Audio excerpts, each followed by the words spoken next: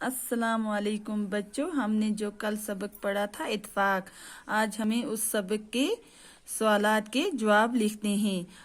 ہمارا جو پہلا سوال ہے وہ سوال یہ ہے، بوڑھے باپ کے کتنے بیٹے تھے؟ کہ بوڑھے باپ کے کتنے بیٹے تھے؟ بوڑھے باپ کے 7 بیٹے تھے۔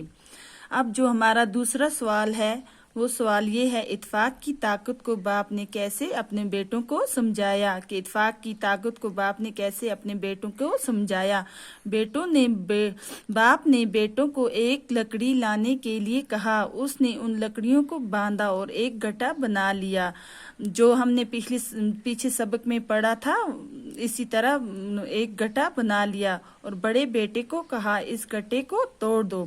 بیٹا گٹھا توڑ نہیں پایا، جو لڑکا تھا بڑا بیٹا تھا وہ گٹھا توڑ نہیں پایا۔ باپ نے باری باری سب بیٹوں کو گٹھا توڑنے کے لیے کہا۔ باپ نے باری باری سب بیٹوں کو گٹھا توڑنے کے لیے کہا، لیکن کوئی اس گٹھے کو توڑ نہ سکا۔ پھر باپ نے گٹھا کھول کر سب بیٹوں کو ایک ایک لکڑی دی۔ پھر باپ نے گٹھا کھول کر ایک ایک لکڑی بیٹوں کو دی اور اس سے توڑنے کے لیے کہا۔ سب نے آسانی سے اس ایک ایک لکڑی کو توڑ دیا۔ باپ نے بیٹوں کو سمجھایا کہ اس طرح اگر تم اکٹھے رہو گے تو کوئی تمہیں نقصان نہیں پہنچا سکے گا، اور اگر تم بٹ جاؤ گے تو تمہاری مضبوطی اور طاقت ختم ہو جائے گی۔ اب اگلا جو ہمارا سوال نمبر 3 ہے، بیٹے کس بات پر حیران ہو گئے؟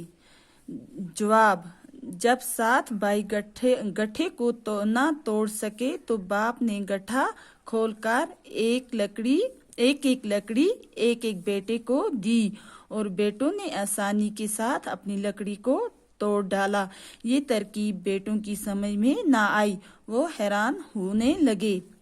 اب جو اگلا ہمارا سوال ہے، سوال نمبر 4، اس کہانی سے کیا نصیحت ملتی ہے؟ اس کہانی سے ہمیں کیا نصیحت ملی؟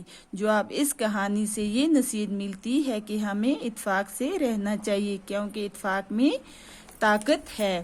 اتفاق ہمیں ٹوٹنے اور بکھرنے سے بچاتا ہے۔ یہ تھا ہمارا آج کے سوالات کے جواب۔ اللہ حافظ۔